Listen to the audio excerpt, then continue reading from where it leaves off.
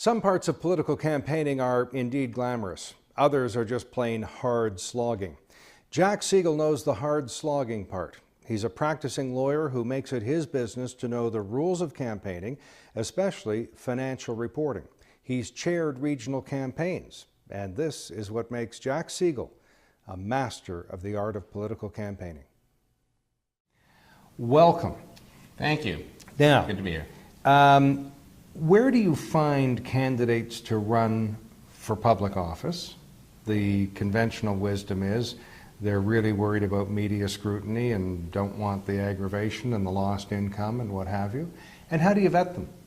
Well, I guess the first question, sometimes they find us. A lot of the time they find us. People are interested in politics and choose to run for office. And in my involvement in the Liberal Party, we frequently have people who take the initiative and say they want to seek the nomination in a particular riding.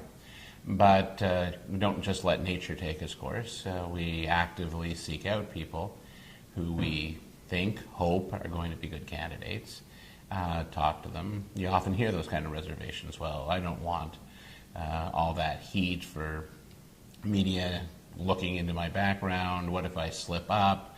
I don't want to embarrass my family. You talk to people, sort it out, encourage them. Sometimes they say yes, sometimes they say no.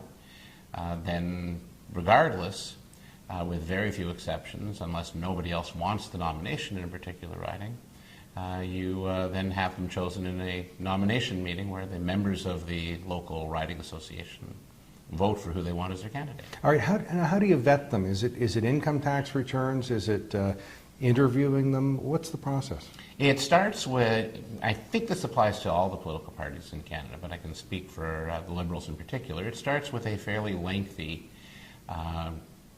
application form, really. It starts with basic questions about name, address, and phone number, but moves quickly into educational background, things they've written, interviews given, anything. I suppose if I were to fill one of these out now, I'd mention this interview. Questions really that are designed to let the party know everything there is to know about the person, both in terms of a favorable sense, to know that this is somebody we want to encourage, but also to be aware of where the pitfalls may lie. Kind of like an expert witness vetting. What has this person said? What has this person written about this topic? Because the other side's going to find out. The other side does opposition research. We do opposition research on their candidates. We want to know at the beginning what the candidate can tell us, and depending on the individual and their background, we may have to supplement that. We also have everybody submit a criminal record check. We even have the current members of Parliament who are running for re-election do that, which sometimes gets a few backs up. But the goal is to treat everybody on a level playing field and have complete information. How many candidates have you been responsible for vetting? Different ways, different roles involved in the vetting process. I'd say 250. Any rejects? Yes. For what kind of generic reasons that you can tell me? The most interesting was 27 counts of employment insurance fraud. Somebody who'd gamed that system. Great future Minister of Labour. Well, wouldn't you think? Yeah, so that was an easy one to deal with. I mean, what are they thinking when they decide to stand for public office with that kind of a record? I wouldn't venture to guess. People sometimes, well, in one case, I guess it's more interesting the ones that get approved with something in the background.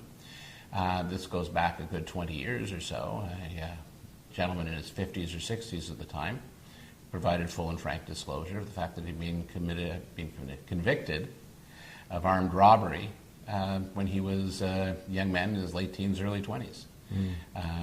We thought about it. We first asked the question, how does that look like over the fold on a national newspaper? How do you respond to it? And the answer was, well, there's 30 years since then of community involvement. If anything, it would be a great response to people saying the criminals don't get rehabilitated. Here's somebody who's made a great success of himself afterwards. So that person ran? And sat in Parliament for several years. Oh, really? Name? Ivan Gross. Really? Yeah. Well, isn't that interesting? So it can, the system can work Yep. both ways. Yeah. Yep. Interesting.